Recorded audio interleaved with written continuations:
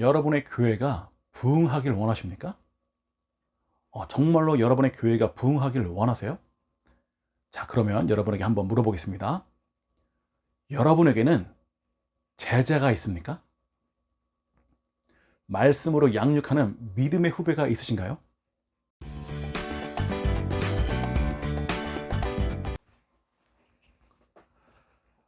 안녕하세요. 반갑습니다. 지난 시간 교회를 누가 세웠는지 또 왜 세웠는지 잠깐 살펴봤습니다. 예수님께서 우리를 지켜주시고 승리하게 하기 위해서 세워주셨습니다. 그러나 요즘 교회를 떠나가는 사람들이 점점 늘어나고 있죠. 교회를 떠나는 이유는 뭐 여러 가지가 있을 겁니다. 성도 간의 문제가 있다던가, 목회자와의 문제가 있다던가, 요즘 같으면 비대면 예배를 드리다 보니까 온라인으로 예배를 드리는 게 너무 익숙해져가지고 교회에 나오는 게 귀찮아진 그런 것도 한몫하겠죠. 오늘은 이 멋진 교회가 부흥하기 위해서 어떻게 하면 좋을지 한번 나눠보도록 하겠습니다. 예수님은 믿지만 교회는 다니지 않는다고 구원을 못 받는 건 아니라고 말씀드렸죠. 무인도에서 혼자 예수님을 믿는다고 구원을 못 받는 건 아니죠. 그러나 혼자 사는 하나님의 나라가 회복되어지는 현장에서 성도들과 함께 거룩한 성령의 역사를 체험하기는 어려울 것입니다. 그러겠죠.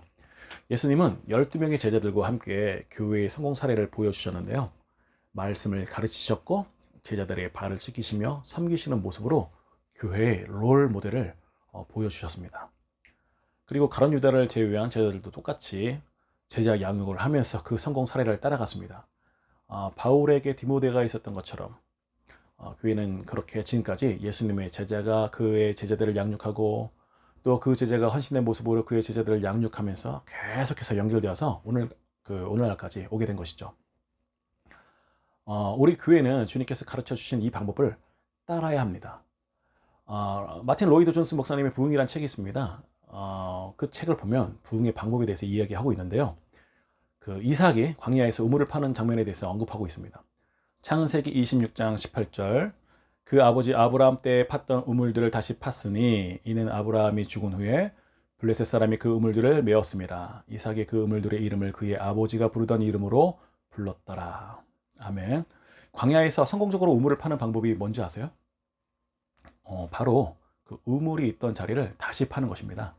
그 생명의 물이 흘러 넘쳐왔던 곳을 다시 팔면 그곳에서 물이 나오는 것처럼 말씀이 선포되어지고 회개 운동이 일어나면 교회는 부흥을 하는 것이죠. 그거 외에는 무슨 다른 프로그램이 되는 게 아니에요. 교회 부흥의 첫 번째는 말씀 선포입니다. 뭐 회개 운동이 있어야 한다고들 하시는데, 그렇죠. 회개가 있어야죠. 그런데 그 회개도 그 말씀 선포 다음이에요. 뭔가 들은 게 있어야, 그렇죠? 배운 게 있어야, 그렇구나 하면서 그 다음에 회개를 하는 거죠. 말씀 선포와 가르침이 있어야 주님이 앞으로 나오는 거죠. 그리고 회개가 있어야 그 다음에 섬김이 있겠죠. 그러니까 부흥의 첫 번째는 바로 하나님 말씀의 선포와 가르침입니다. 그러겠죠? 여러분, 여러분의 교회가 부흥하길 원하십니까? 정말로 여러분의 교회가 부흥하길 원하세요? 자, 그러면 여러분에게 한번 물어보겠습니다. 여러분에게는 제자가 있습니까? 말씀으로 양육하는 믿음의 후배가 있으신가요? 디모데전서 4장 12절 13절 말씀, 누구든지 내 연수함을 업신여기지 못하게 하고 오직 말과 행실과 사랑과 믿음과 정절에 있어서 믿는 자에게 본이 되어 내가 이를 때까지 읽는 것과 권하는 것과 가르치는 것에 전념하라. 교회에 나오지 않고 혼자서 예수님을 믿고 구원받을 수 있습니다. 그러나 교회에 나와서 함께 그분의 말씀을 듣고 열심히 공부하여 그 말씀을 전하고 가르치는 자리에까지 서시기 바랍니다. 이것은 하나님의 뜻이며 하나님 나라를 이루어가는 방법인 것입니다. 믿는 자에게 본이 되어 읽고 전하고 가르치는 삶을 주님께서 원하시는 것입니다. 따라서 우리에게는 믿음의 선배와 후배가 모두 필요한 것이죠. 지금 머리에 떠오르는 믿음의 선배 또는 스승은 누구입니까? 떠오르는 분이 계시다면 다행입니다. 좋은 믿음의 선배를 만난다는 것은 정말 복이죠. 좋은 목회자, 좋은 구역자, 리더, 그렇죠? 좋은 선교 부장 등 좋은 믿음의 멘토를 만나게 되면 신앙생활에 즐거움이 있죠. 자, 그렇다면 이번에는 여러분이 마음을 다해 애써 섬기는 믿음의 후배는 누구입니까? 여러분이 성경 말씀을 가르치고 전하는 그 제자나 후배는 누구입니까? 여러분의 그 믿음의 후배가 없고 제자가 없으면 당연히 회개할 대상도 없는 것이고, 그러면 교회를 섬길 사람도 없는 것이죠. 그러겠죠? 우리에겐 양육의 대상과 후배가 있어야 하는 것입니다. 하나님의 말씀을 누가 전하는 것인가요? 목사님과 전도사님만 전하는 것인가요? 아니죠. 하나님 말씀은 성령님과 함께하는 모든 성도들이 전해야 하는 것입니다. 평신도라는 말이 있습니다. 교회에서 어떤 교직을 가지지 않은 일반 신자라는 뜻으로 사용하는데, 성경에는 원래 그 평신도란 말은 없어요.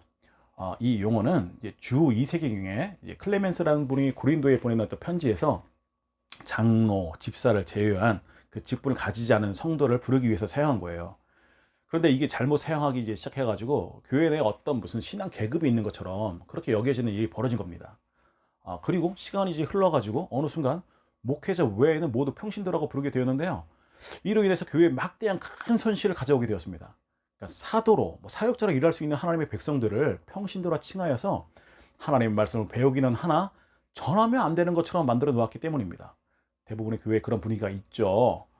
여러분, 절대 그런 것이 아닙니다.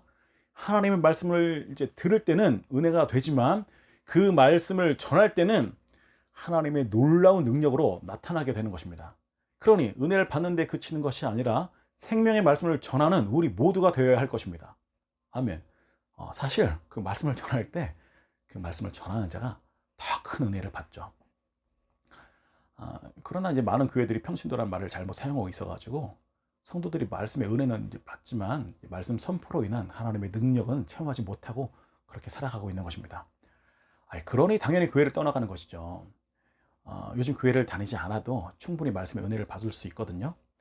여러분이 목사님보다 더 말씀을 잘 전하시는 기라성 같은 목사님들이 기독교 방송에 나와 말씀을 전하고 유튜브 방송에 나와서 전하고 계시니까 그냥 버튼만 누르면 다 나오는 거예요, 그냥. 그러니까 더 이상 교회 나갈 이유를 못 느끼는 것입니다. 하나님의 말씀을 전하며 가르치는 자리에 있는 자들이 교회를 떠나가는 거 보신 적이 있습니까? 말씀의 능력을 체험하지 못한 분들은 약간의 어려움만 와도 교회를 떠나가는 거예요. 따라서 우리 교회는 그 성도들이 말씀을 배우고 전하는 자리에까지 인도해야 하는 것입니다. 이미 이제 구역이나 셀을 나누기는 이제 했으나 행정적으로만 되어 있고 거의 그 기능을 제대로 못하는 교회들도 있으시죠. 본인 교회의 상태는 본인이 제일 잘 아시죠. 성공 사례를 만들어 가시길 권면해 드립니다. 많은 청년들이 교회를 떠나가고 있습니다. 요즘에는 집사님, 권사님, 장로님까지도 교회를 떠나가시는데 안타깝습니다. 예수님의 성공 사례를 따라 제자들 양육할 수 있도록 해야 합니다. 그렇죠? 말씀을 전하는 능력을 체험할 수 있도록 그 자리에 있도록 우리 교회는 변해야 합니다. 선교의 자리를 제공해야 하죠. 말씀을 가르치는 자리를 만들어주고 리더로 세워가야 합니다. 청년들 뿐만이겠습니까? 여러분, 목회자와 선교사님들마저 말씀을 선포하는 자리에서 떨어져 멀어지게 되면 축 처지고 힘들어하시는 분들이 많이 계시잖아요. 은혜의 자리와 사역의 자리를 함께 나누는 지혜로운 우리 모두가 되길 바랍니다. 교사와 구역장, 그리고 안수집사의 남성교회, 여성교회들, 그리고 각 선교부 임원들은 기본적으로 하나님의 말씀을 전하는 그런 리더가 되어야 하는 것이죠. 비록 말씀 전하는 능력이 좀 부족하여도 회의 시간보다 기도의 시간이 많아지고 서로 말씀 나누고 간증하는 시간들이 많아지시길 바랍니다. 교회 내 그런 분위기를 만드셔야 돼요. 부흥하는 교회는 벌써 그 분위기가 다릅니다. 제가 경험한 교회가 이제 둘로 나뉘게 되는데요. 어떤 교회는 구역장이나 소모임, 리더, 선교부 리더가 되는 걸 이제 소망하고 서로 하고 싶어가지고 훈련의 자리에 나오는, 자원에서 이렇게 나오는 그런 교회가 있는가 하면 어떤 교회는 저는 못해요. 저는 시간이 안 돼요. 저는 뒤에서 열심히 기도만 할게요. 라고 이제 겸손한 건지 구역장이나 선교부 리더 자리를 이제 고사하는 교회가 있습니다. 말씀을 나누고 전하는 멋진 리더들의 모습을 본 교회는 그 모습이 너무 좋으니까 너무 멋져 보이거든요. 그러니까 서로 나도 저렇게 멋진 리더가 되고 싶다고 꿈을 꾸는 거예요. 교회들 이름 말하지 않겠습니다. 여러분, 진짜로 다릅니다. 사회적으로 성공한 분 또는 돈 많이 번 장로, 집사로 인정받는 것보다 성령 충만한 하나님의 일꾼으로 칭찬받고 칭찬하는 우리 모두가 되기를 기도하겠습니다. 저분이 그 땅에 그렇게 많으시대. 저 집사님이 그 사거리 병원, 거기 원장님이시잖아. 이런 소개보다 그 권사님 구역 모임이 그렇게 은혜가 된다고 하더라. 저 장로님 인도하시는 성경 공부 모임에 한번 참석해봐. 너무 은혜가 되고 너무 좋아. 제가 지금 무슨 말씀을 드리는지 이해가 되시죠? 모두가 가르치는 교사가 될 필요는 없지 않냐고 물어보실지 모르겠습니다. 네, 모두가 말씀을 가르치는 교사가 될 필요는 없죠. 그러나 하나님을 아버지라고 고백하며 온 세상의 구원자 되신다고 증언하는 것은 모든 자녀들이 해야 하는 마땅한 일인 것입니다. 그리고 성도가 모여 그 말씀을 나누는 것은 매우 자연스러운 것이죠. 영어 회화 학원에 학생이 왔다고 합시다. 여러분, 이 학생을 처음에 매우 환영하겠죠? 그리고 어떻게 합니까? 이 학생이 학원에 잘 적응하고 실제로 그 영어로 말할 수 있도록 가르치고 도와주겠죠? 이 학원 목표가 학원 적응은 아닌 거죠. 10년을 학원에 다니게 하는 게 목표는 아니잖아요. 그렇죠? 그럼 이번에 그 교회 새신자가 왔다고 합시다. 처음에 매우 환영을 하시겠죠. 뭐 교회에 따라서 뭐 4주에서 한 8주 정도 세가적 성경 공부나 적응 시간을 갖죠.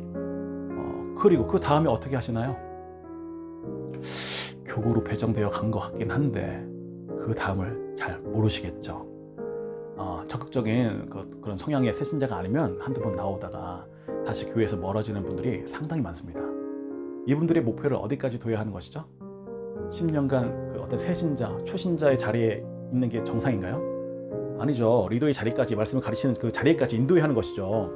그 세가족부 이후에 애프터 관리가 필요한 것입니다. 디모데전서 4장 13절 말씀처럼 주님 다시 오실 때까지 성경을 읽고 권하고 가르치는 성도님들이 되시길 바랍니다. 이걸 다르게 말하면 주님 다시 오실 때까지 교회 리더로 섬기시길 바랍니다. 예수님을 믿는다는 것은 예수님의 뜻을 따른다는 것이잖아요. 그러니까 혼자 신앙생활을 할 수 있습니다. 그러나 그것은 예수님의 뜻이 아니에요. 그러니까 여러분 교회에 나와서 리더로 섬기시길 바랍니다. 물론 교회에 나오지 않고 그 혼자 신앙생활하는 분들의 이유가 모두 개인에게만 있는 게 아니라는 걸 잘 알고 있습니다. 교회 자체에 문제가 있는 교회들도 있죠. 또는 목회자에게 문제가 있는 경우도 물론 있고요. 목회자와 교회는 성도들이 교회에 나오지 않는 것을 어떤 성도 개인의 문제로만 여기면 안 됩니다. 성도의 게으름의 문제가 아닌 목회자의 문제로 교회를 떠나가는 사람들이 적지 않다는 것을 인정해야 합니다. 인구수가 줄어서 교인 수가 줄었다 이렇게 얘기하시는 분들이 많은데요.